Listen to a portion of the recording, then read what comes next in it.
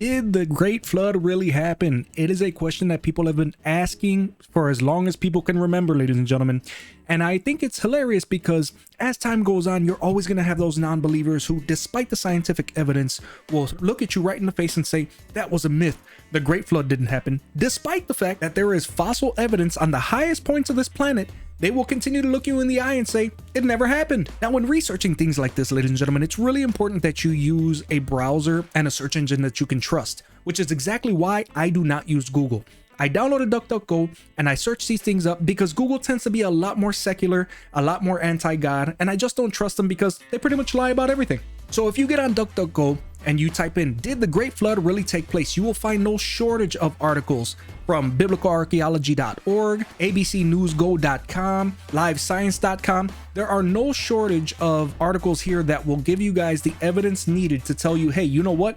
The Great Flood did happen, and there is a lot of evidence pointing to it archaeologically and historically. But while searching that, I also came across a lecture that Dr. Frank Turk was giving, and you guys know how much I like him, and let's see what he has to say about it. So in the patriarch section of the Bible, we hear what seems to be almost rather hyperbolic and grand explanations of these stories, beginning with the ages of the fathers to the flooding of the whole earth and the filling of a huge ark with 2 of every animal. So my question is, what is your view of these stories? Are they more on the side of Moses speaking to his people in language and story that they would know and help them to understand God's character, or is it literal? And if literal, what is your explanation or view of, say, these ages of these men and fitting every animal into the boat?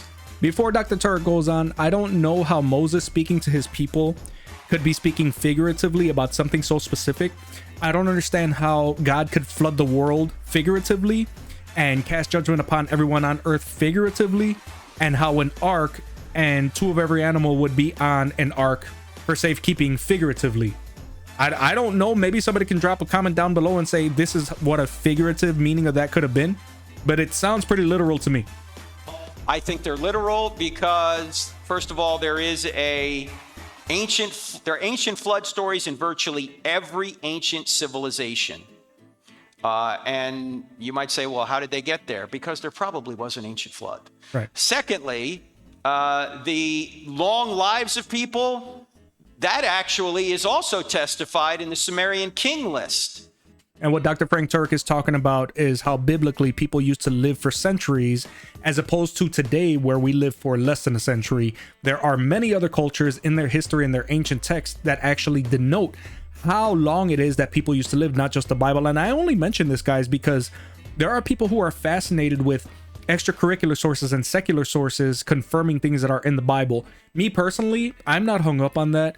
I don't care whether things on the outside verify biblical events, because I know that the Bible is true. We have enough history, we have enough evidence, we have enough archaeology proving biblical events. But if that's your jam, go ahead and look it up. There are plenty of articles in the search that we just did. Just go ahead and read them for yourself. Which is probably one of the oldest civilizations, which comes from the Fertile Crescent, where we would call Iraq now.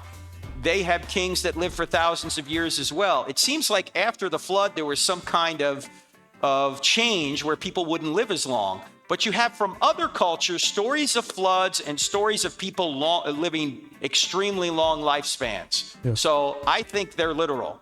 And I think if you do the math, you can fit 2 of every kind on an ark. In fact, there is an ark expedition somewhere there in Kentucky, right? Is it Kentucky? Yeah. So if you do the math, it can happen. Now, what Christians argue over is, was this a universal flood or a local flood? And I'm not going to get into that now. That would take too long. There's arguments on both sides. It meant local flood where people were, not literally the whole earth, okay? So, yeah, and of course, if God exists, if Genesis 1:1 is true, Noah, Jonah, all these other miracles, God can easily pull off. Does that make sense? Yep, that makes sense. Thank you. All right, thanks, Noah. And Noah, of course, asking the question about the flood. It's perfect. And you know what, guys? To further that point, it's amazing to me because, like I said, there are archaeological finds that have verified marine life and their fossils on the highest point of this planet, and people still want to deny. Now, A person who seems to be very good at explaining what Dr. Turk was talking about as far as why the lifespans of people changed after the flood is Dr. Kent Hovind. Now, I know that there's a lot of people out there who don't like him or don't acknowledge his doctorate, and that's okay. I don't care what you think about him or his credentials, because if he was someone who was agreeing with your narrative, you would absolutely 100% be on board with him. And Dr. Kent Hovind can hold his own with more than any other atheist out there. I've seen him destroy a lot of atheists. One of his recent debates, he was smashing, what's that guy's name? Professor Dave, who's not really a professor. He just thinks he's a lot smarter than he is, and he explained a lot of these things. I encourage you guys to search up Dr. Hovind on TikTok or YouTube. He's got plenty of material, and the arguments that he does actually come up with, I haven't seen anyone debunk or even try to successfully argue against. So like I said, look him up, guys. Dr. Frank Turk is another amazing source of information who doesn't just prove things to you biblically, even though he doesn't have to go outside of the Bible to prove anything he's saying to you. He still does, because he knows how fragile people's intellect and ego can be. And it is what it is. At this point, you're going to believe what you want, but this is just another thing that I love to bring up, guys, because I know there are people out there who will say that the flood never happened, despite there being scientific evidence otherwise. It seems like certain people are only going to agree with what they want if it goes along with their narrative, which shouldn't surprise anyone anyway, so it is what it is.